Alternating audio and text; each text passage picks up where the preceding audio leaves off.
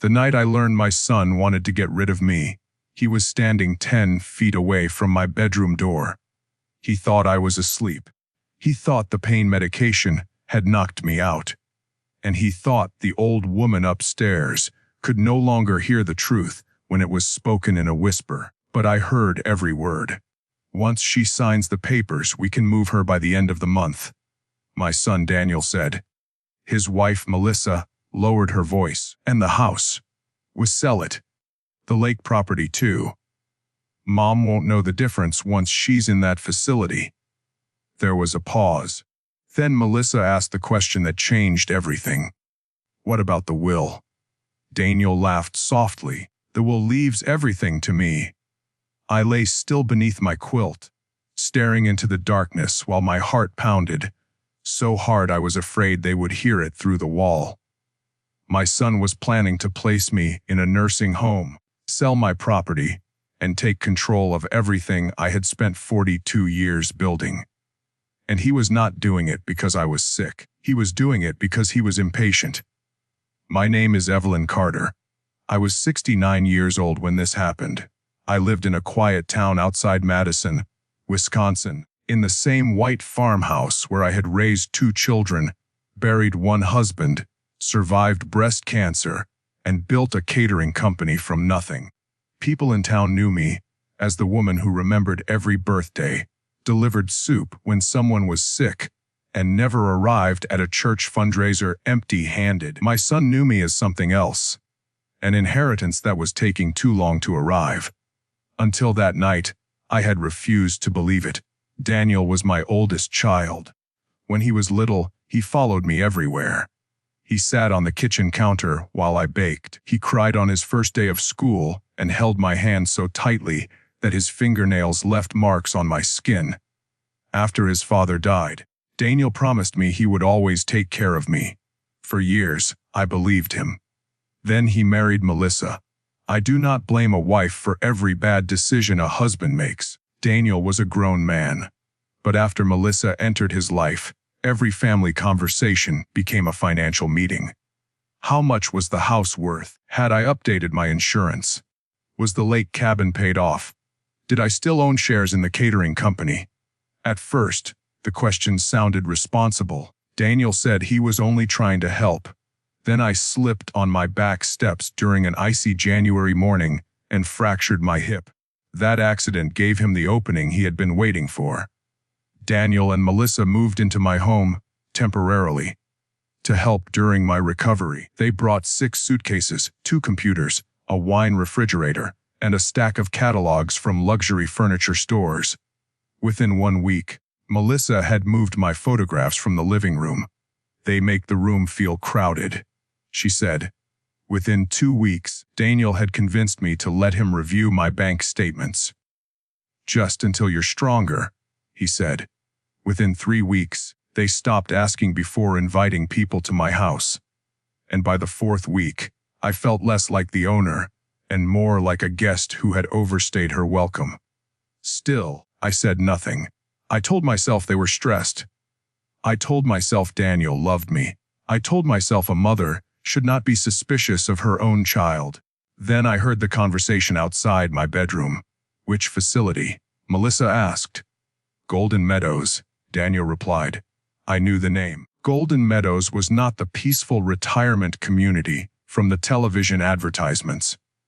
It was a crowded long-term care center near the highway. A former employee had recently spoken at our church about staffing shortages, residents waiting hours for assistance, and families being pressured into expensive contracts. I gripped the edge of my blanket. Melissa sighed. She'll fight us. Not if the doctor says she can't live alone. And will he? I'm working on it. A cold feeling moved through me. This was no longer a cruel idea. It was a plan. The next morning I acted as if I had heard nothing. At breakfast, Daniel placed a plate of eggs in front of me and smiled. How did you sleep, Mom? Like a stone, I said. Melissa looked relieved. Daniel sat across from me. I made an appointment with Dr. Mercer for Thursday. Just a routine evaluation. What kind of evaluation? Memory, balance, Safety. I lifted my coffee cup slowly. I thought my hip surgeon said I was recovering well. He did. But we want to be careful. That word had become a weapon in my house. We moved your chair. We canceled your gardener. We put your mail in the office. We think you should stop driving. We think you should simplify. We think you should sign. Daniel reached into a leather folder and placed several pages beside my plate. This is just a temporary power of attorney, he said. It lets me handle things while you recover. I looked at the signature line. The document was not temporary. It gave Daniel broad control over my property, bank accounts, business interests, medical decisions, and real estate. I had spent decades reading contracts for my company. My son had forgotten that before I became an old woman with a walker, I had been a business owner who negotiated with hotels, vendors, lawyers, and lenders. I looked up and smiled. I'll read it later. Daniel's jaw tightened. It's standard. Then it will still be standard this afternoon. Melissa tapped one painted fingernail against the table. Evelyn, Daniel is trying to protect you. I folded the papers and placed them under my napkin. I know. That was my first lie. My second lie came an hour later, when I told them I was tired and needed to rest. Instead, I locked my bedroom door, picked up my old phone, and called the one person Daniel did not know I still trusted. Her name was Margaret Klein. She had been my attorney for 23 years. When she answered, I said, "Margaret, I need to change my will." There was silence on the line. Then she asked, "How soon?" Today did not ask me to explain everything over the phone. She only said, "Do not sign anything. Do not discuss your estate, and do not let Daniel know you called me." That afternoon, she sent her paralegal, Nina, to my house dressed as a physical therapy assistant. Daniel had been scheduling people to come and go without telling me, so he barely looked up when Nina arrived carrying a medical bag. "I'm here for Mrs. Carter's mobility assessment," she said. Daniel waved toward the stairs. "Make sure she understands she can't live alone." Nina smiled politely. "I'll assess what she can and cannot do." Inside my bedroom, she locked the door and removed a blue folder from the bottom of her bag. The first page was a new will. The second was a revocable living trust. The third was a detailed list of steps Margaret wanted me to take before Daniel realized what was happening. "Your current will leaves 80% of your estate to Daniel," Nina said. "The remaining 20% goes to your daughter." I looked toward the window. Rachel, my younger child, the daughter I had barely spoken to in 3 years. Our separation was one of the greatest failures of my life, and Daniel had helped create it. 3 years earlier, he told me Rachel had asked him for money from my business account. He showed me messages that appeared to prove she was angry, desperate, and willing to sue me. When I confronted Rachel, she denied everything. We argued. She accused Daniel of manipulating me. I accused her of jealousy. She left my house in tears. After that, Daniel became the helpful child, and Rachel became the difficult one. At least, that was the story I had accepted. Now I was no longer sure. "What happens if I die before we finish all this?" I asked. Nina pointed to a yellow tab. "You sign the new will today in front of 2 independent witnesses. Margaret will transfer your property into the trust over the next several days. Your company shares can be reassigned immediately. Who should inherit? That is your decision." I knew what Daniel expected: the house, the lake cabin, my investment accounts, the remaining shares in Carter Table & Co., the catering business I started in a rented church kitchen with $400 and a borrowed mixer. Altogether, my estate was worth just under $4 million. Daniel thought it belonged to him because he had waited for it. But an inheritance is not a reward for waiting. It is a final act of trust. And Daniel had destroyed mine. I signed the new will that afternoon. But I did not simply remove my son. I wanted the truth first. The new will placed nearly everything into the Evelyn Carter Family Trust. Margaret would serve as temporary trustee if I became incapacitated. Daniel would receive $1, not 1 million, not 1%, $1. The rest would be divided among 3 purposes. 30% would go to Rachel, if she agreed to meet with me, and if the investigation showed she had not tried to steal from me. 30% would fund scholarships for women over 40 who wanted to start small businesses. The remaining 40% would establish a resident advocacy program for elderly people facing financial abuse from relatives. The farmhouse would not be sold. After my death, it would become temporary housing for women rebuilding their lives after financial exploitation. It was a hard decision. It was also the first decision in months that made me feel like myself again. Nina packed the documents and left. 10 minutes later, Daniel entered my room without knocking. How was therapy? Painful. Did she say you were safe alone? She said I was stubborn. He smiled, but his eyes moved around the room. Did she leave any paperwork? No. That was my third lie.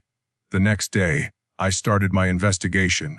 I waited until Daniel and Melissa went out for dinner. Then I used the walker to reach the office they had created in my late husband's study. Daniel had changed the password on my desktop computer. Unfortunately for him, he had not changed the password on the backup laptop in the hall closet. I opened my email and found that more than 200 messages had been automatically forwarded to Daniel's private account. Bank alerts, tax documents, messages from Margaret's office, even emails from Rachel. I searched her name. There were 7 messages I had never seen. The first was dated 3 years earlier. Mom, I don't know what Daniel told you, but I never asked him to transfer money. Please call me before you make any decisions. The second said, I think someone accessed my old email account. The messages Daniel showed you were not written by me. The third included a police report. Rachel had reported identity theft. My hands began to shake. I opened the attachment. The report listed unauthorized access to her email and social media accounts. It also mentioned forged messages sent to relatives. The date was 2 weeks before our argument. Daniel had known. I kept searching. Buried in a deleted folder was an email from Daniel to a man named Victor Lane. The message said, I need another set of screenshots. Make it look like Rachel is asking for $75K this time. Use the same account style. I read it twice. Then I read it again. My son had paid someone to create fake messages. He had separated me from my daughter, so he could become the only person I trusted. A noise came from the driveway. Headlights swept across the wall. Daniel and Melissa were home. I closed the laptop, returned it to the closet, and hurried toward the stairs. My hips screamed with every step. I had almost reached my bedroom when the front door opened. Mom, Daniel called. I froze. What are you doing out of bed? I turned slowly. I wanted tea. At midnight. I could not sleep. His eyes moved from my face to the hallway behind me. For one terrible moment, I thought he knew. Then Melissa stepped inside carrying a shopping bag. Daniel, help me with this. He kept looking at me. Finally, he smiled. Let me make the tea. I returned to bed and waited until the house was silent. Then, I called Rachel. She answered on the 4th ring. Hello. For a moment, I could not speak. Her voice sounded older, stronger guarded. It's Mom, I said. There was a long silence. I know. I found the emails. Another silence. Then Rachel asked, which emails? The ones Daniel hid. Her breath caught. I closed my eyes. I was wrong. I said, about you. About him. About everything. Rachel did not forgive me that night. I did not deserve quick forgiveness. But she listened, and when I told her what Daniel was planning, her anger disappeared beneath fear. Mom, get out of that house. I will. No, tonight. I cannot walk down the stairs without help. Then call the police. I need proof first. You have proof. Not enough. Enough for what? I looked toward my locked door, enough to make sure he can never do this to anyone again. Mercer's appointment was scheduled for Thursday at 10 in the morning. Daniel drove me there himself. On the way, he spoke to me in the slow, gentle voice people use with frightened children. Just answer honestly, Mom. If you forget something, that's okay. I understand. No one is trying to take away your independence. I looked out the window. Snow covered the fields. At the clinic, a nurse led us into a small examination room. Dr. Mercer entered carrying a tablet. He was younger than I expected, perhaps 45, with tired eyes and an expensive watch. Daniel immediately began speaking for me. She's confused at night. She forgets conversations. She wanders. She has fallen twice. I turned to him. I fell once. Daniel touched my hand. Mom, you don't remember the second time. That performance was meant for the doctor. But I had prepared my own performance. Doctor Mercer asked Daniel to wait outside during part of the evaluation. Daniel resisted. She becomes anxious when I'm not with her. I'll be fine, I said. Once the door closed, the doctor asked me a series of questions. What year was it? Who was president? Where were we? Could I remember 3 words? Could I draw a clock? Could I subtract 7 from 100 repeatedly? I answered every question. Then I asked one of my own. Doctor, has my son asked you to declare me incapable of managing my affairs? His expression changed. He has expressed concerns. Has he offered you anything new? Has he promised your private clinic a catering contract? Dr. Mercer went still. I knew then that Margaret's investigator had found something real. 2 days earlier, he had discovered emails between Daniel and Dr. Mercer's office. Daniel had promised to move all corporate events from my company to the doctor's new conference center if Mercer documented signs of cognitive decline. The offer had been carefully written. It never directly asked for a false diagnosis, but the meaning was clear. Dr. Mercer removed his glasses. Mrs. Carter, I think we should continue this conversation with an attorney present. I agree. I opened my purse and pressed the call button on my phone. Margaret had been listening. So had Rachel. And so had a county adult protection investigator named Charles Brennan. They entered the room less than a minute later. Daniel stood behind them, his face drained of color. What is this? He demanded. Margaret closed the door. This is an independent capacity evaluation requested by Mrs. Carter. Daniel stared at me. You called my lawyer. I'm your power of attorney. No, I said. You are not. His eyes flashed. Mom. I signed nothing. He looked at Dr. Mercer. The doctor would not meet his eyes. Charles Brennan stepped forward. Mr. Carter, we have questions regarding attempted financial exploitation, interference with private communications, and possible coercion. Melissa's voice came from the hallway. This is ridiculous. Rachel turned toward her. It was the first time I had seen my daughter in 3 years. She wore a dark green coat and held a folder against her chest. She looked like her father around the eyes. For one painful second, neither of us moved. Then Daniel laughed. Not because anything was funny. Because cruel people often laugh when the world stops obeying them, he said. Of course. She walked past him and stood beside me. You forged messages in my name. Daniel's smile vanished. You can't prove that. Rachel opened the folder. We can. Inside were records from Victor Lane, the man Daniel had hired to create fake screenshots. Margaret's investigator had located him in Illinois. Victor had agreed to cooperate after learning that Daniel intended to blame him for everything. Payment records, original image files, messages describing exactly what Daniel wanted. Daniel looked at me. You went through my email. My email. I corrected. You don't understand what you're doing. I understand perfectly. No, you don't. You're confused. This proves it. Charles Brennan wrote something in his notebook. Daniel realized too late that he had just repeated the very claim under investigation. Melissa stepped into the room. "Evelyn, we have sacrificed months to care for you. You moved into my house for 6 weeks. I gave up my privacy. You gave away my furniture." Her face tightened. That old furniture was worthless. My husband built the dining table. Silence fell over the room. I had not raised my voice. I did not need to. Daniel crouched in front of me. "Mom, listen to me. Rachel is using you. She disappeared for years, and now she comes back when money is involved." Rachel flinched. I placed my hand over hers. "She came back because I called her." Daniel's eyes shifted to our joined hands. Something hard entered his face. "You're making a mistake." "Yes," I said. "I made it 3 years ago." The adult protection investigation began that day.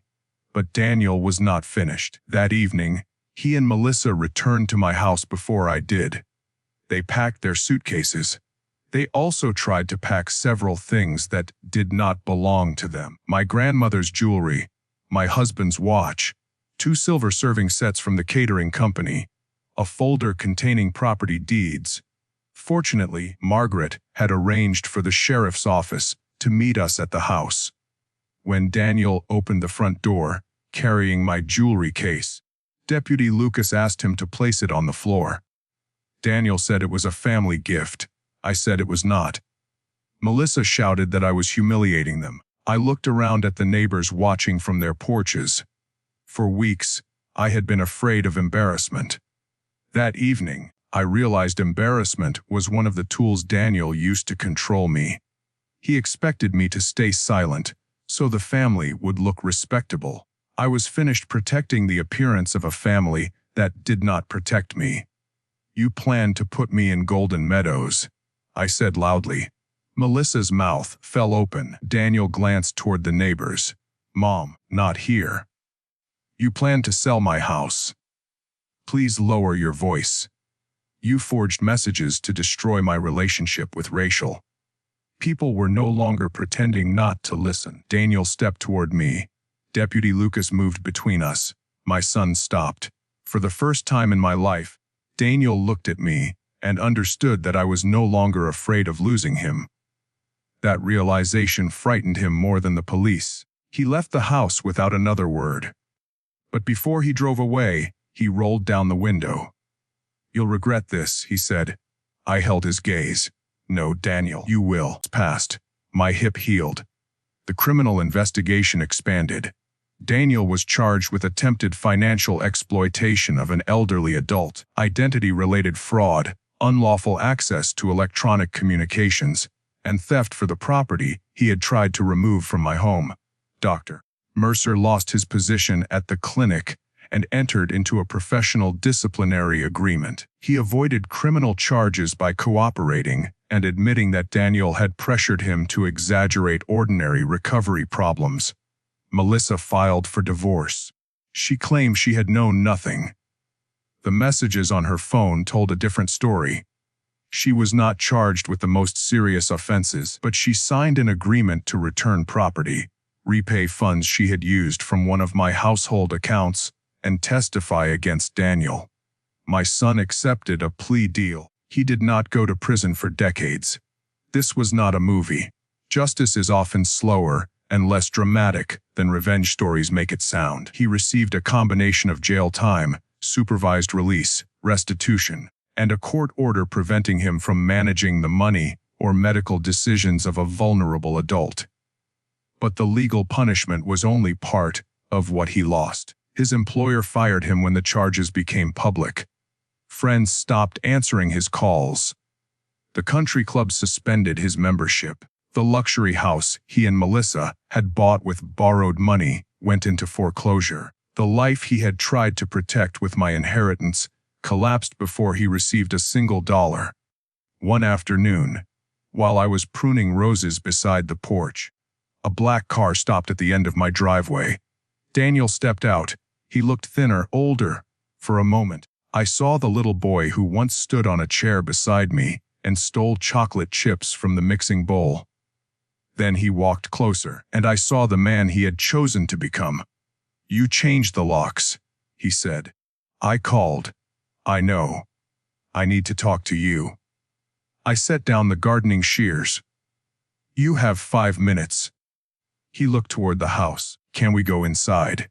"No." His mouth tightened, but he controlled himself. "My lawyer says you changed your estate plan." I almost smiled. Of all the things he could have said, that was what mattered most. "Your lawyer is correct." "What did you do?" "I protected my property." "From me?" "Yes." He looked wounded. It was an expression he had used since childhood whenever consequences arrived. "Mom, you committed crimes." "I was under the pressure." "You created the pressure." "Melissa wanted a certain life." "You wanted it too." He rubbed both hands over his face. "I'm your son." "That is true." "Does that mean nothing?" "It means more than you understand. That is why this hurts." He took a step closer. "Then forgive me." Forgiveness and access are not the same thing. "I'm not asking for access. You came to ask about my will." His face reddened. "I just want to know if Rachel gets everything." "No." He seemed surprised. "Then who?" I looked at the house behind me. Rachel had moved back to Wisconsin after years in Minnesota. She did not live with me. She had her own apartment and her own work. But she visited twice a week. Some days were easy. Some were not. Trust can return, but it rarely returns in the same shape. "I created a trust," I said. "Rachel will receive part of it. The rest will help women start businesses and protect older people from financial abuse." Daniel stared at me. "You're giving our family money to strangers." "I am giving my money to people who may use it well." "I would have used it well." "You tried to steal it before I died." He looked away. For several seconds, the only sound was wind moving through the maple trees. Then he said, "How much do I get?" $1. His head snapped toward me. "What, $1? You can't be serious. It proves I did not forget you." His face twisted. "That is cruel." "No, Daniel. Cruel would have been leaving you everything and allowing you to believe what you did was acceptable." "You're punishing me." "I am refusing to reward you." He stepped back as if I had struck him. "You always loved Rachel more." There it was. The old competition. The story he used to excuse every selfish act. "I loved you both," I said. "But love does not require blindness." "You'll die alone." The words were meant to wound me. Once, they would have. But I had already learned that being surrounded by people who wait for your death is a deeper loneliness than sitting by yourself. "I would rather die alone," I said, "than live as a bank account in my own home." He stared at me for a long time. Then he turned and walked back to his car. I did not cry until that night. Rachel found me at the kitchen table with 2 cups of tea cooling between us. "Was he here?" she asked. I nodded. What did he want? The same thing he always wanted. She sat across from me. For a while, neither of us spoke. Then I reached into a drawer and removed the blue folder. "I want you to read this." Rachel's shoulders stiffened. "If it's about the will, I don't want." "It's not the will." Inside the folder were incorporation papers for the Evelyn Carter Second Table Foundation. The foundation would offer emergency legal assistance to older adults whose relatives were trying to take control of their property. It would also provide business grants to women starting over after divorce, widowhood, or financial abuse. At the bottom of the final page was a line naming Rachel as executive director. She read it twice. "Mom, you are not being given an inheritance." "What is it then?" "A job." She looked at me over the pages. "I already have a job. This one pays better." She laughed before she could stop herself. It was the first time I had heard her laugh in my kitchen in years. Then her eyes filled with tears. "I don't know if I can trust you yet," she whispered. The truth hurt, but it was honest. "You should not trust me quickly," I said. "I did not trust you when you told me the truth." She closed the folder. "I missed you. I missed you too. That doesn't fix it." "No." She reached across the table. "But maybe it starts something." I took her hand. A year later, the foundation opened its first office in a renovated building near the courthouse. We helped 31 families in the first 6 months. One woman arrived with a grocery bag filled with documents her nephew had tried to make her sign. Another came after her daughter changed the locks on the home she owned. A widower discovered his caregiver had been taking money from his account. Every story was different. Every story contained the same terrible sentence. "I never thought someone I loved would do this to me." I understood those words. On the foundation's first anniversary, I stood in front of a crowded room and told my story publicly for the first time. I did not use Daniel's name. I did not need to. I spoke about control disguised as concern, isolation disguised as protection, greed disguised as family responsibility. And I spoke about the moment an older person realizes that saying no is not selfish. It is survival. After the speech, Rachel joined me on the stage. She had accepted the director position after 3 months of negotiations, a background check, and several arguments about whether I was trying to buy her forgiveness. I was proud that she argued. It meant she had boundaries. When the applause ended, she handed me a small framed sign for my office. It contained one sentence: "A will should reveal your values, not reward someone's patience." I hung it above my desk. People sometimes ask whether I regret cutting my son out of my estate. My answer is not simple. I regret the child I lost long before I understood he was gone. I regret the warning signs I ignored. I regret the years Rachel and I lost because I believed the person who stayed close instead of the person who told the truth. But I do not regret changing my will. Daniel believed my final gift to him would be wealth. Instead, I gave him a consequence, and I gave myself something more valuable than revenge. I gave myself back my name, my home, my voice, and the right to decide how my story would end. My son wanted to get rid of me, so I rewrote my will behind his back. But the truth is, the will was only paper. The real change happened when I stopped waiting for my own child to remember that I was a person and started remembering it myself.